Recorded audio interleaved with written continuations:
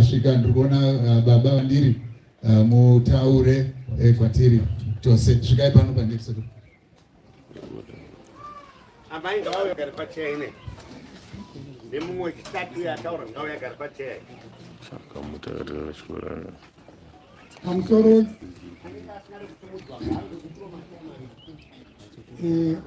ndingangotadze kudoma tikatekwa hwataurwa hwese ndingoti pamusoro vakuru vakuru vehurumende kuti ndinyatso kukutonekedzai nemazvo zvinonditi netsei. Iri ndoti pamusoro yechechi yeRoma iri pano, ndoti pamusoro hama dzose dzauya kuzochema neni pano pamwana wangu. Right, tiri kuona takagarira nhamo yakandirwadza kana kuti inondirwadza. Mafire emwana wangu haana kundibudira zvakanaka. Zvinhu zviri kushaya kuti zvinondotaura ndichiti kudii nemafire akaita mwana wangu. Mwana wangu anga ari munhu anonzwisisa. Ndingati tiri kuona musha uno uyu musha wakatisimukirei, hauna kutanga wakadai. Makore ndo andisingazive zvangu. Josefa akatanga ari kuGlenville achigadzira madoo frame emuti nemadoo emuti. Zvikapera izvozvo akazofunga kuti atenge nzvimbo ino yatiri. Atenga nzvimbo ino yatiri, akanotaura nemadzibaba ake kuwedza uko. Zvikandi ndafunga kuti ndidaidze hama dzose dziwane kuti maane musha mutsva uri pano. Ini ndiri mumwe wacho akanga aripo. Vanhu vaitungamirira mutambo iwoyu ndini Christopher wachamuri kuona ndiri pano naTobias aive mukoma wake. Paka pasina kudai. Saka vamwe vangu vapera kufa, vana madzikoma angu ese apera kufa. Tobias wacha akafa kuti gore rapera iri, kwandosara inini ndiri pano. Chinondirwadza ndechekuti mafire aita mwana wangu haana kundinakira. 1 2 mabasa akanga achiita tachiti tikasvika panapa munhu wese anga achinzwa kunyemwerera. Ukaenda kumastoro uku ukaona zvaari kuita nezvazoitika zvacho zviri kundirwadza. Zvisinei, ndinongoti mwana wangu haiwa, basa rako tariona. Uri munhu watakatarisira kuti tese tichagona kuwana kuyambuka nepauri. Chimwe chacho ndechekuti isisu musha wedu kuwedza zvauri kuwedza. Pese panga pachiitika chiitiko chokuti vanhu vanoungana, Joseph vanga vasingamushayi, Joseph vanga asingaregeri kubatsira ipapo. Ndichisvika panapa chinhu chakanyanya kundifadza, ndakaona PC wepati yeZANU-PF naMP wake womuno vakasvika patakatirapo vachitaura mabasa aitwa naJoseph, kuti zvino mabasa ese aita iwayaya zvaasisipo shuwa chaitwa nani. MP wakati anga achipinza vana vechikoro vanokwana 51 uro 52 here ameno. MP wakati patanga tichiita misangano kuungana kwakangodai panapa, tanga tichiwana ruyamuro rwakakura rwaJoseph. Zvese izvozvo vanhu vakuru vangu vari kuchema vachiti dai zvaibvira maitipa timbomuvigawo, hatingadi kuzovaona kuti vakauya sei. Zvisinei, PC yanga achitaurawo zvekare kuti pese patatichiungana tiri kudare ZANU-PF tanga tiinaye Joseph achibatsira achiita sei. Zvino zvazvazodai tichabatsirwa naniko ive ndeguru rasara kwatiri tese tese. muone mabasa angaitwa nani naJoseph. Zviri kutirwadza. Ndizvozvo tanzi tinyarare hedu kuenda vakuita mabasa vavo, kuita mabasa avo, asi rufu rwacho rwuri kutirwadza. Saka inini ndakamira panapo nongoti mwana wangu Joseph wandiona ndakamira pano,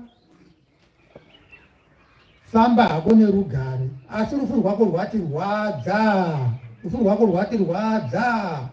Anero kuti tichaita sei, right? Chokupedzisira ndiri kuti mhuri yese pamutangadura tabva kunoviga munhu, hakuna anoenda kumushatisharara pano. Ndapedza. Varwere maoko maita henyu mai vemunhu ngavachiuya vataure naika ndati vanga vati baba vataura vane shungu.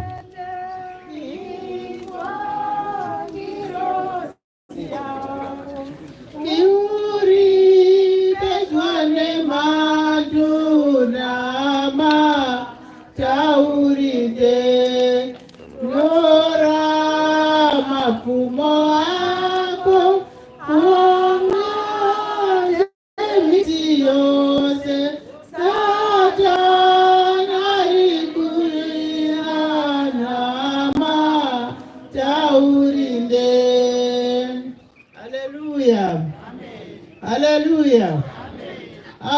Ini mutiona ndakamira pano kudai. Ndofunga kufa kwemukomana uyu kwandirwadza zvisingaite. Kana kumira pano chaiko simba chairo handina, hama dzangu. Mukomana uyu ndikadzwa mabasa anga achiita nekuona zvose zvaanga achiita, hama dzangu. Ndofunga pane vashandi vari panapa. Ndakanzwa tsitsi vachitaura mabasa anga achiitwa nemukomana uyu.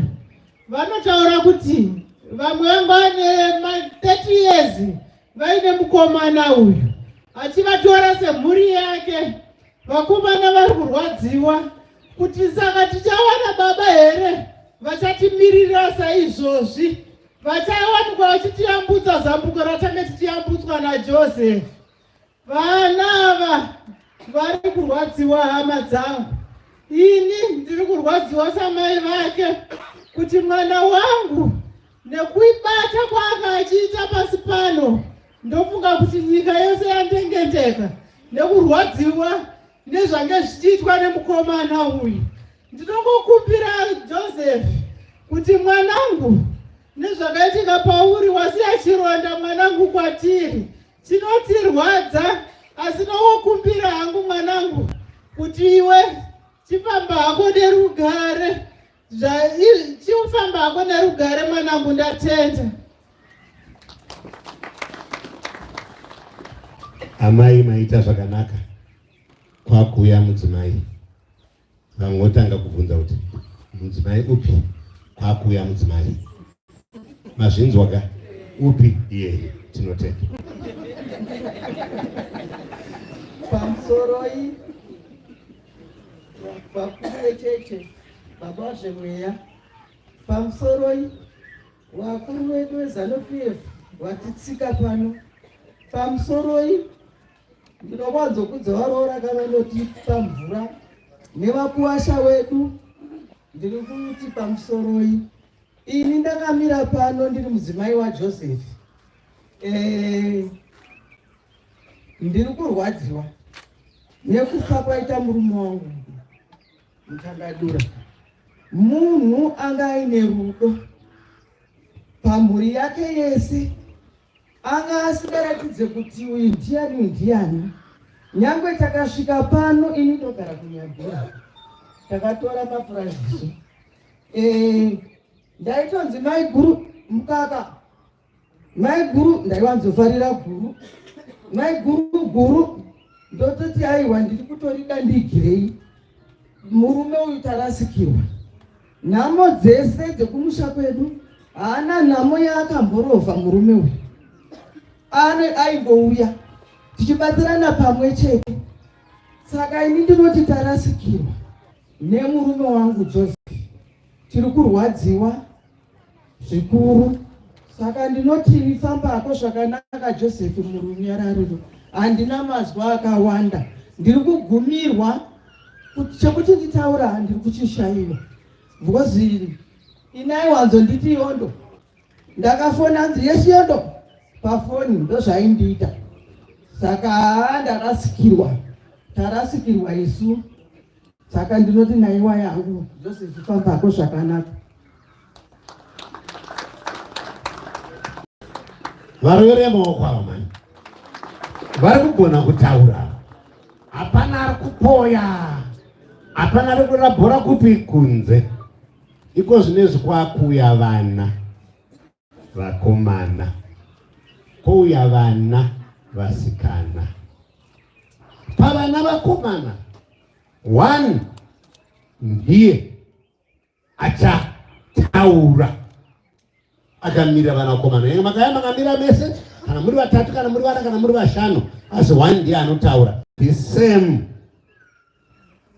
nevasikana. Zvandiri kutaura so ibva imatouya.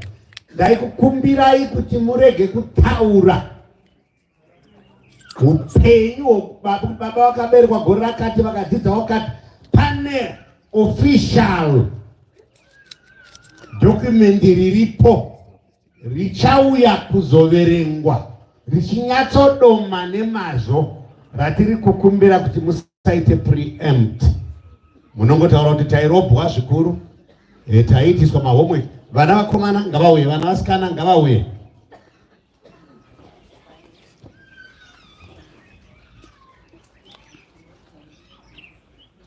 Vanga vasina kuziviswa here vana vakomana nevana vasikana? Uyai tione. In the interest of our time, tinge tandagona kubata zvakanaka nguva dzedu.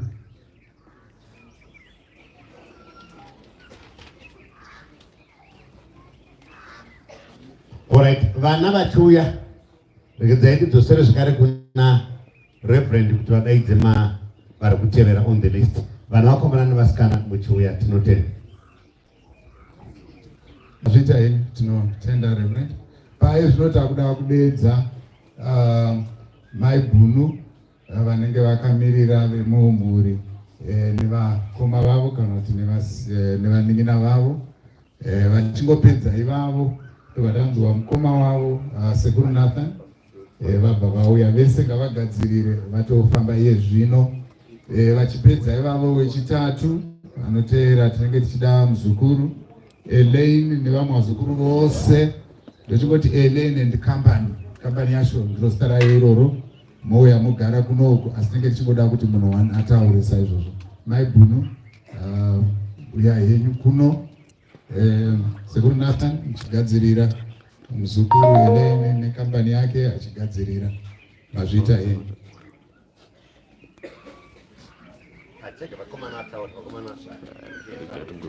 Vakomana vafano imi vana ndadedzera munowana mukana wenyu kana vapedza.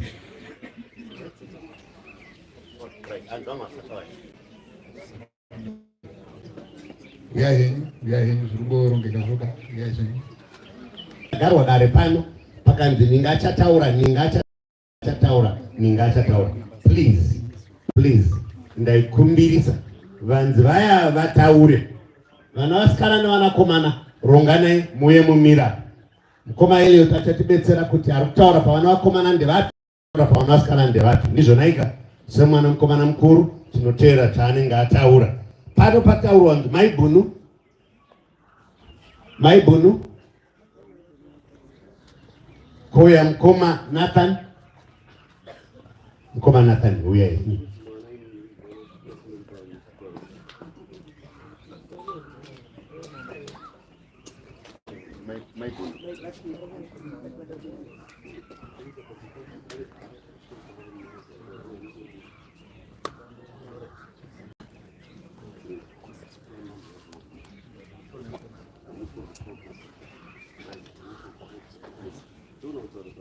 Toavoida nyaya inomboitwa panapa yekuti ndichangotaura zvidiki, ningotaura zvidiki. Ndizvo naika one otaura akamirira vamwe vese. Ndizvo naika tinotenda.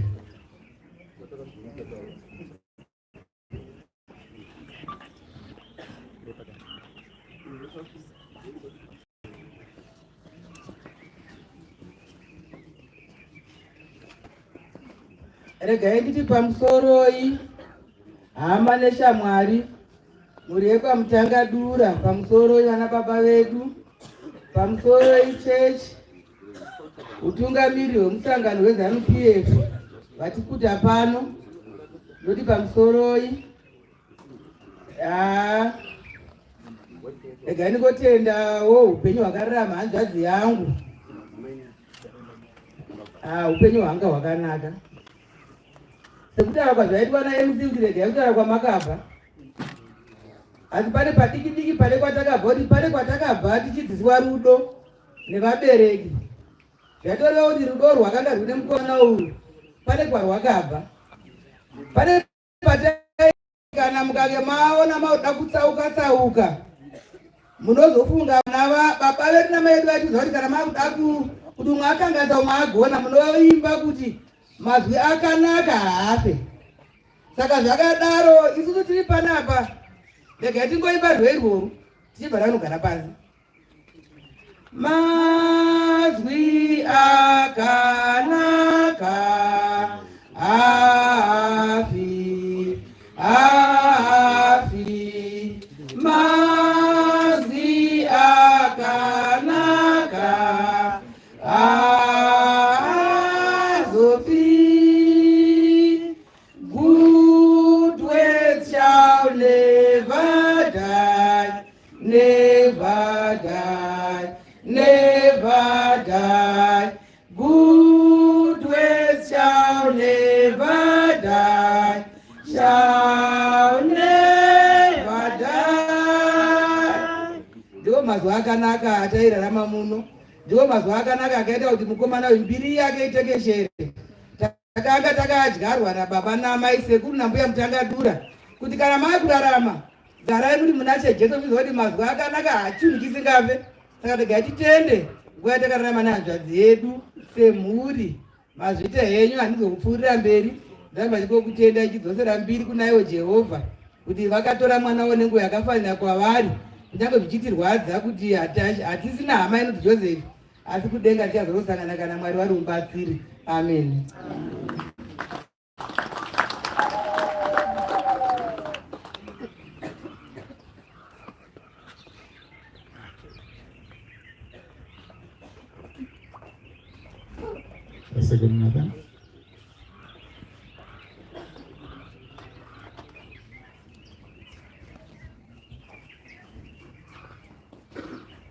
Good morning, everyone. Thank you for gathering here today to celebrate the life of my young brother, Joseph Mutangadura. I've had the privilege of knowing him for most of my life, from back when we were small village boys to now as grandfathers. We have lived life together, and I was looking forward to many more years with him around.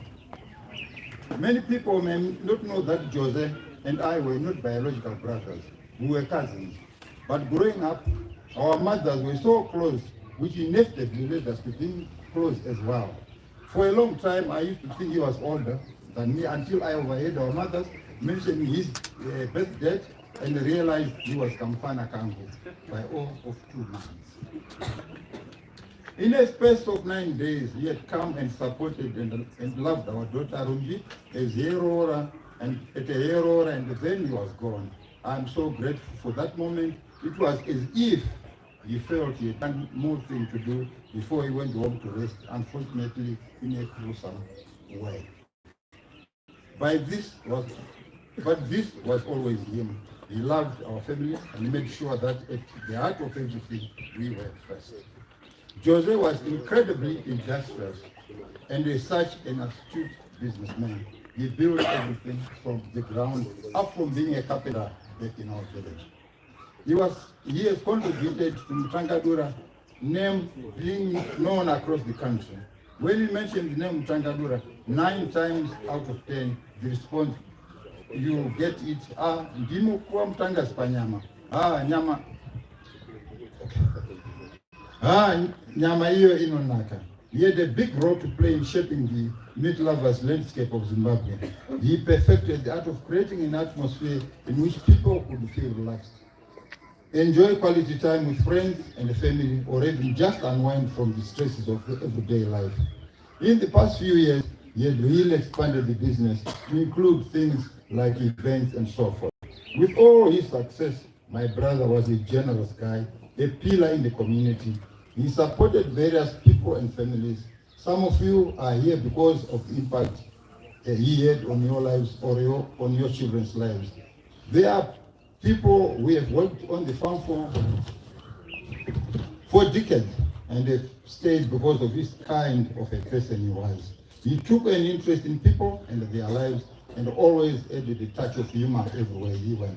One of my children used to call him Babaming Joves, and they would have a field day with it every time he saw her. There are few occasions when you wouldn't see Jose and I together. We attended most, if not all, family functions together, both the joyous ones and the not so great ones. In the last few years, we had become the family fathers, so any matter needing attention, we often dealt it together. The benefit of being the older one was that I could usually dispatch him